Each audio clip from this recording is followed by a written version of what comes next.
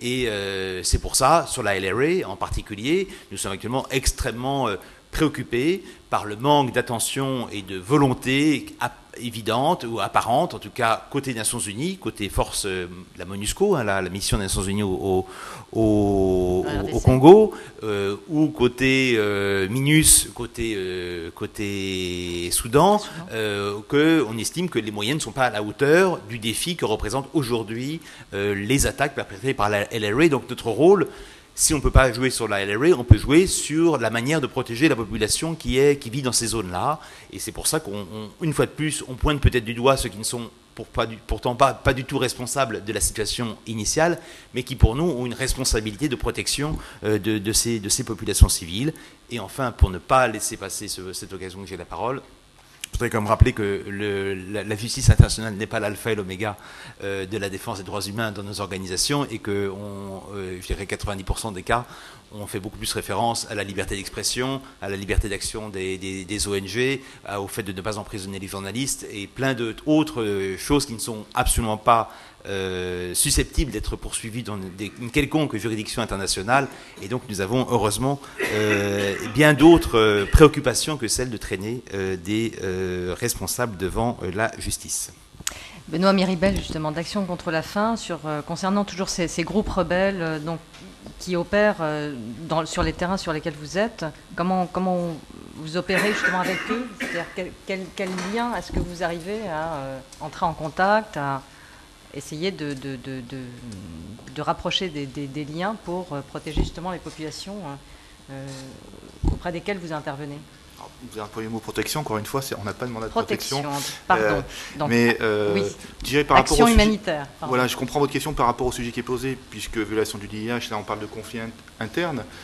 D'abord, voilà, on le sait, les ONG humanitaires interviennent dans les contextes principalement de violation du DIH et des droits de l'homme. Hein. C'est pour ça qu'elles sont sur ce terrain-là, rappelons-le.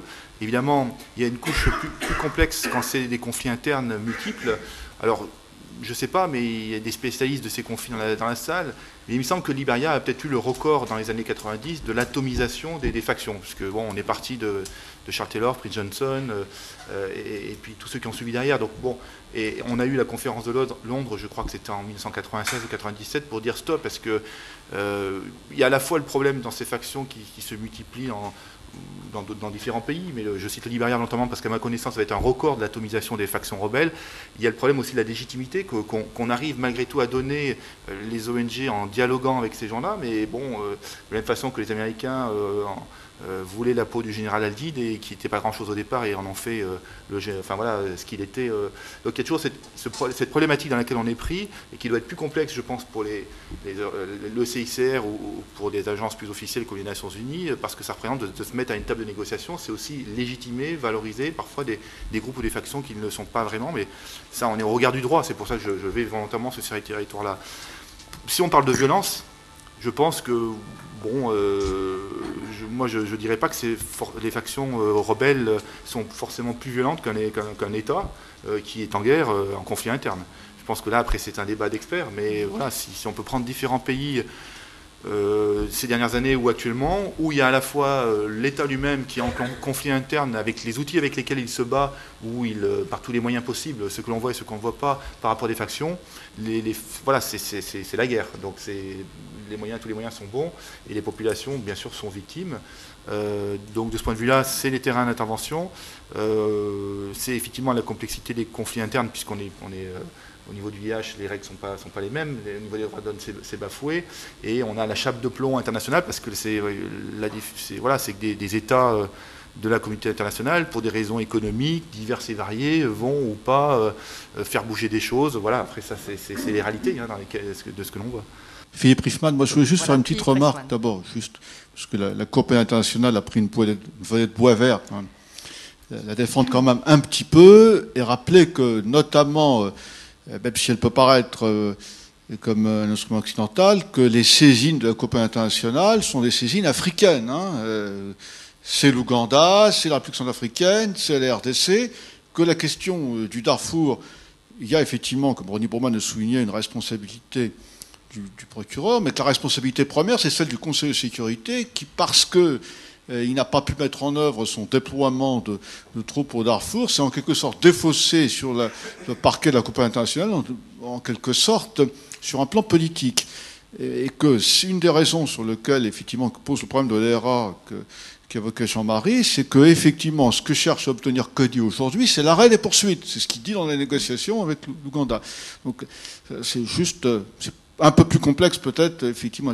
Mais moi, les questions que je voulais vous poser tous trois, c'est effectivement sur le plan par rapport au sujet du débat.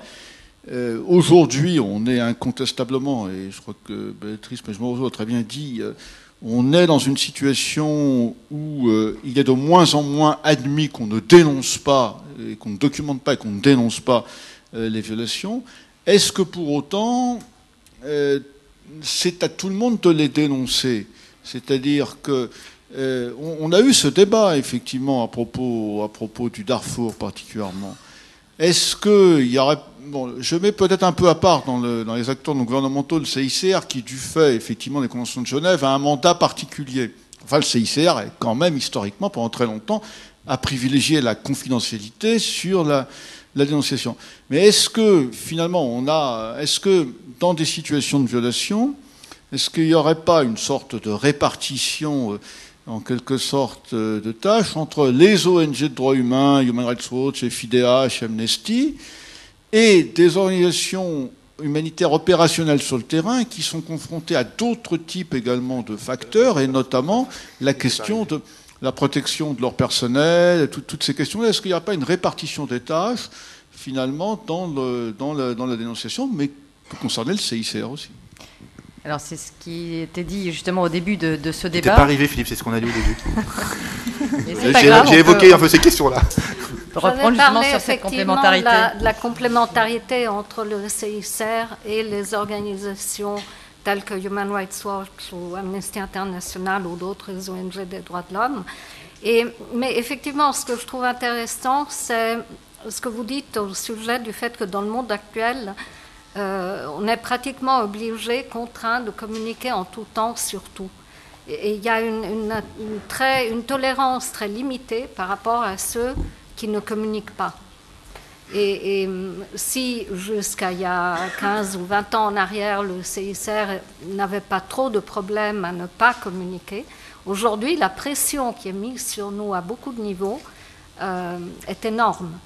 Aussi parce qu'on vit dans un monde qui communique en permanence 24 heures sur 24 en temps réel et que tout est connu, tout est partagé, tout est discuté. Donc c'est évidemment beaucoup plus difficile dans le monde d'aujourd'hui de garder ce mode opératoire qui est la discrétion et la confidentialité. Mais je crois aussi que si le CICR tombait dans le travers de se laisser aller à communiquer beaucoup plus et plus régulièrement, finalement l'impact que notre communication publique a parfois, parce qu'elle est rare, parce qu'on fait rarement entendre notre voix, finirait par disparaître. Disons, cette possibilité... Pardon ? Oui, je crois qu'il faut encore être économe dans la communication, parce que si on inflationne de communiquer du CICR, etc., à la fin, ça ne va plus intéresser personne. Donc je pense qu'il faut encore l'utiliser au compte-gouttes. Alors je rebondis là-dessus justement parce que finalement c'est peut-être notre rôle aussi, nous-mêmes journalistes, de prendre la parole et de dénoncer un certain nombre de faits, et peut-être que la pression que vous ressentez, c'est justement sur ce monde sans arrêt qui demande de plus en plus d'informations courtes, rapides, sur Internet et sur tous les supports. Alors je crois qu'il y a des journalistes dans la salle. Oui, Christian Troubet, La Vie. Oui. Et par ailleurs aussi administrateur bénévole d'ACF. Voilà. Moi, par rapport au journalisme, je ferai deux choses. Premièrement, c'est la façon dont les journalistes aujourd'hui accueillent les plaidoyers de métier des organisations et des ONG de terrain. C'est-à-dire la façon dont le plaidoyer contre la faim, le plaidoyer des médicaments essentiels de MSF, etc., est perçu par ces journalistes.